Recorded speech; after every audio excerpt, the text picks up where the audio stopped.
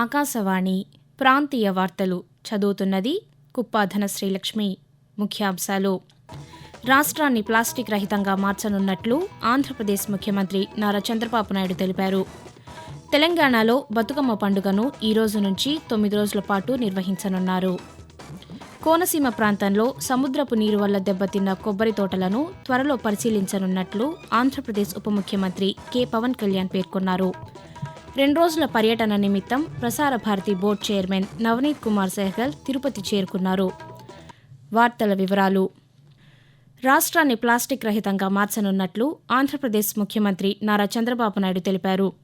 పల్నాడు జిల్లా మాచర్లలో స్వర్ణాంధ్ర స్వచ్ఛాంధ్ర కార్యక్రమంలో ఆయన నిన్న పాల్గొన్నారు.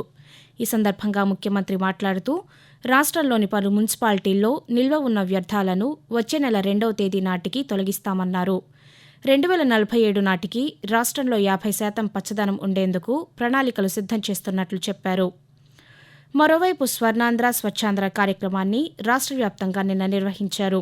ఈ కార్యక్రమంలో భాగంగా మంత్రులు, ఎమ్మెల్యేలు, అధికారులు స్వర్ణాంధ్ర ర్యాలీలు, ప్రతిజ్ఞలు చేశారు. సింగిల్ యూజ్ ప్లాస్టిక్ వాడకాన్ని నిషేధించాలని కోరారు. తెలంగాణలో బతుకమ్మ పండుగను ఈ రోజు నుంచి 9 రోజుల పాటు నిర్వహించనున్నారు. ఈ నేపథ్యంలో ఆడబిడ్డలందరికీ ముఖ్యమంత్రి ఏ. రేవంత్ రెడ్డి శుభాకాంక్షలు తెలిపారు. తెలంగాణ సంస్కృతి సాంప్రదాయాలకు బతుకమ్మ ప్రతీక అని, ప్రకృతిని ఆరాధిస్తూ చేసుకునే గొప్ప పండుగని ఒక ప్రకటనలో పేర్కొన్నారు. కష్టసుఖాలను కలిసి పంచుకునే ప్రజల ఐక్యతకు ఈ పండుగ నిదర్శనమని పేర్కొన్నారు. మరోవైపు తెలంగాణ గవర్నర్ జిష్ణుదేవ్ వర్మ బతుకమ్మ పండుగ సందర్భంగా ప్రజలకు శుభాకాంక్షలు తెలిపారు. గౌరీమాత అందరికీ ఆయుష్, ఆరోగ్యం ఇవ్వాలని ఆకాంక్షించారు.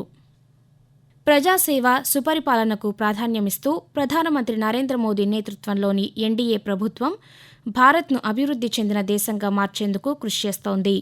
సేవా పర్వ్ పేరుతో ఆకాశవాణి విజయవాడ ప్రాంతీయ వార్తా విభాగం ప్రత్యేక కథనాలను అందిస్తోంది.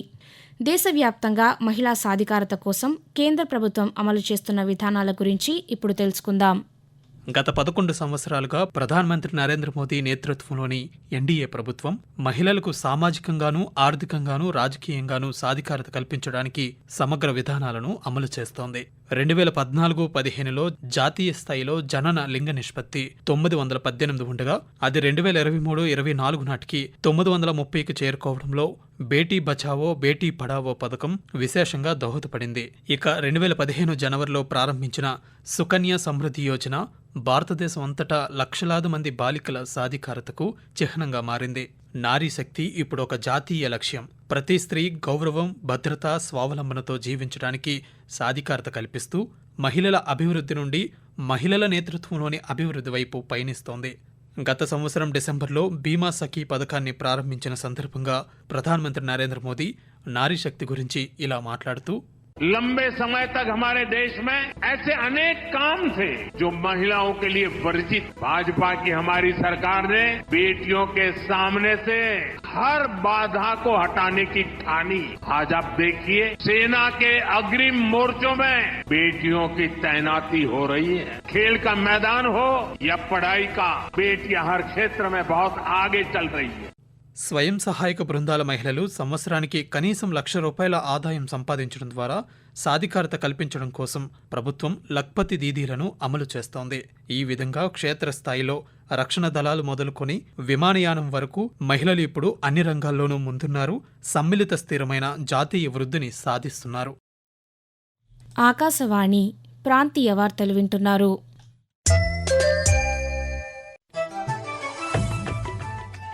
నిరంతర వార్తా విశేషాల కోసం న్యూస్ ఆన్ ఎయిర్ యూట్యూబ్ ఛానల్ను, newsonair.gov.in వెబ్సైట్ను, ట్విట్టర్లో ఆల్ ఇండియా రేడియో న్యూస్ను వీక్షించండి. తెలుగు ప్రాంతీయ వార్తా విశేషాల కోసం ఆకాశవాణి న్యూస్ విజయవాడ మరియు ఆకాశవాణి న్యూస్ విశాఖపట్నం యూట్యూబ్ ఛానల్స్ను వీక్షించండి.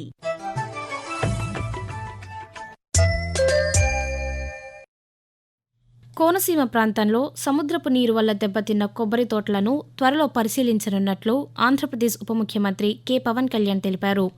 ఈ ప్రాంతంలోని శంకరగుప్తం మేజర్ డ్రైన్ వెంట ఉన్న కొబ్బరి తోటల్లోకి సముద్రపు నీరు చేరడంతో కొబ్బరి చెట్లు తలలు వాల్చేసి వేల ఎకరాల్లో తోటలు దెబ్బతిన్న విషయం తన దృష్టికి వచ్చిందని ఒక ప్రకటనలో పేర్కొన్నారు. సముద్రపు పోటు సమయంలో ఉప్పు నీరు వైనతేయపాయ నుంచి శంకరగుప్తం డ్రెయిన్లోకి చేరుతుందన్నారు. రైతాంగంతోనూ నీటిపారుదల, వ్యవసాయ అధికారులు, కొబ్బరి పరిశోధనా కేంద్రం శాస్త్రవేత్తలతో చర్చించి పరిష్కార మార్గాలు అన్వేషించనున్నట్లు వెల్లడించారు. 2 రోజుల పర్యటన నిమిత్తం ప్రసార భారతి బోర్డు చైర్మన్ నవనీత్ కుమార్ సెహగల్ నిన్న తిరుపతి చేరుకున్నారు. ఈ సందర్భంగా విమానాశ్రయంలో All India Radio deputy director general M Someswararao, Doordarshan deputy director general E Ravikumar, Tirupati All India Radio assistant director M Sudhakar మోహన్లు ఆయనకు స్వాగతం పలికారు. అనంతరం రోడ్డు మార్గంలో తిరుమలకు బయలుదేరి వెళ్లారు. ఈరోజు ఆయన వీఐపీ విరామ దర్శన సమయంలో వెంకటేశ్వర స్వామివారిని కుటుంబ సమేతంగా దర్శించుకోనున్నారు. అనంతరం తిరుపతిలోని ఆల్ ఇండియా రేడియో స్టేషన్తో పాటు దూరదర్శన్ కేంద్రాన్ని పరిశీలిస్తారు. ప్రధానమంత్రి నరేంద్ర మోదీ తన మనసులోని భావాలను ఆకాశవాణి ద్వారా దేశ ప్రజలతో పంచుకునే మన్ కీ బాత్ మనసులోని మాట కార్యక్రమం 126వ సంచిక ఈ నెల 28వ తేదీ ఆదివారం ప్రసారమవుతుంది. మన్ కీ బాత్ కార్యక్రమానికి ప్రజలు తమ సూచనలు అందించాలని ప్రధానమంత్రి కోరారు. ప్రజలు తమ స్వర సందేశాలను 1800117800 నెంబర్కు ఈ నెల 26వ తేదీ సాయంకాలం వరకు పంపవచ్చు. ప్రధానమంత్రి నరేంద్ర మోదీ బాల్యానికి సంబంధించిన ఇతివృత్తంతో నిర్మించిన చలో జీతే హై లఘు చిత్రాన్ని పలు థియేటర్లలో ప్రదర్శిస్తున్నారు. ఈ నెల 17న ప్రధానమంత్రి జన్మదినం సందర్భంగా ప్రారంభమై ఈ నెల 24 వరకు ప్రదర్శించనున్న ఈ లఘు చిత్రానికి ప్రజల నుంచి విశేష స్పందన వస్తోంది. ఈ చిత్రాన్ని వీక్షించిన విశాఖపట్నం ప్రేక్షకుడు ఆకాశవాణితో మాట్లాడుతూ, మన భారతదేశం ఏ విధంగా ఉండేది, భారతదేశం ప్రజలు ఆ రోజుల్లో ఎంత పేదరికం అనుభవిస్తుండేవారు, చదువు కోసం ఎంత తపన పడుతుండేవారు. చిన్నప్పుడు ఆయన ప్రజలకు సేవ చేయాలన్న జిజ్ఞాస, ఆ రోజు ఆ తల్లి వేరే ఇంట్లో పనిచేస్తూ ఈయన టీ అమ్ముతూ ఈ రోజు ఈ స్థాయి ఎవరు నమ్మలేదు. అలాంటిది ఇది చూసామంటే నిజంగా భాగ్యం. పశ్చిమ గోదావరి జిల్లాలో స్వస్థ నారీ సశక్తి పరివార్ అభియాన్ కార్యక్రమంలో భాగంగా 4 రోజులలో 175 వైద్య శిబిరాలను నిర్వహించినట్లు జిల్లా వైద్య ఆరోగ్య శాఖ అధికారి డాక్టర్ గీతాబాయి చెప్పారు. భీమవరంలో ఆమె నిన్న పాత్రికేయులతో మాట్లాడుతూ ఈ వైద్య శిబిరాల్లో సుమారు 21,979 మంది మహిళలకు వైద్య పరీక్షలు నిర్వహించామన్నారు. ప్రధానంగా క్యాన్సర్తో పాటు షుగర్, గుండె జబ్బులు, రక్తహీనత వంటి వైద్య పరీక్షలు నిర్వహించామన్నారు. ఆయుష్మాన్ భారత్కు సంబంధించిన కార్డులను కూడా లబ్ధిదారులకు పంపిణీ చేయడం జరిగిందన్నారు. వస్తు సేవల పన్ను జీఎస్టీ భావితరం సంస్కరణల్లో భాగంగా కొన్ని వస్తువులపై జీఎస్టీని సరళతరం చేస్తూ కేంద్ర ప్రభుత్వం తీసుకున్న నిర్ణయంపై రాష్ట్రంలోని వివిధ వర్గాల ప్రజలు హర్షం వ్యక్తం చేస్తున్నారు. పల్నాడు జిల్లాకు చెందిన మందుల దుకాణ యజమాని శంకర్రావు ఈ అంశంపై ఆకాశవాణితో మాట్లాడుతూ, రిటైల్ మెడికల్ స్టోర్స్ నడుపుతున్నాను నేను. నరేంద్ర మోడీ గారు ఇటీవల ప్రవేశపెట్టిన నెక్స్ట్ జనరేషన్ జీఎస్టీలో భాగంగా మా అన్ని 12% ట్యాక్సేషన్ ఉండేదండి. వాటికి 7% తీసేసి 5% చేశారు. దీనివల్ల ప్రజల్లో బాగా మన్నన వచ్చింది. వాళ్ళకు కూడా ఒక 1000 రూపాయలు కొనే వాళ్ళకి 70 రూపాయల దాకా అడిషనల్ డిస్కౌంట్ వచ్చే అవకాశాలు ఉన్నాయి. వాతావరణం. మధ్య బంగాళాఖాతం దక్షిణ కోస్తాంధ్ర, రాయలసీమ, ఉత్తర అంతర కర్ణాటక మీదుగా దక్షిణ మహారాష్ట్ర తీరం వరకు సముద్ర మట్టానికి ద్రోణి విస్తరించి ఉందని అమరావతిలోని వాతావరణ కేంద్రం తెలిపింది. దీని ప్రభావంతో ఆంధ్రప్రదేశ్లో ఈరోజు తేలికపాటి నుంచి మోస్తరు వర్షాలు కురిసే అవకాశముందని వాతావరణ శాఖ అధికారి ఎం వెంకట్రావు తెలియజేశారు. మరోవైపు తెలంగాణలో ఈరోజు మోస్తరు నుంచి భారీ వర్షాలు కురిసే అవకాశముందని హైదరాబాద్ వాతావరణ కేంద్రం తెలిపింది. ప్రాంతీయ వార్తలు ముగించే ముందు ముఖ్యాంశాలు మరొకసారి. రాష్ట్రాన్ని ప్లాస్టిక్ రహితంగా మార్చనున్నట్లు ఆంధ్రప్రదేశ్ ముఖ్యమంత్రి నారా చంద్రబాబు నాయుడు తెలిపారు. తెలంగాణలో బతుకమ్మ పండుగను ఈ రోజు నుంచి 9 రోజుల పాటు నిర్వహించనున్నారు. కోనసీమ ప్రాంతంలో సముద్రపు నీరు వల్ల దెబ్బతిన్న కొబ్బరి తోటలను త్వరలో పరిశీలించనున్నట్లు ఆంధ్రప్రదేశ్ ఉప ముఖ్యమంత్రి కె పవన్ కళ్యాణ్ పేర్కొన్నారు.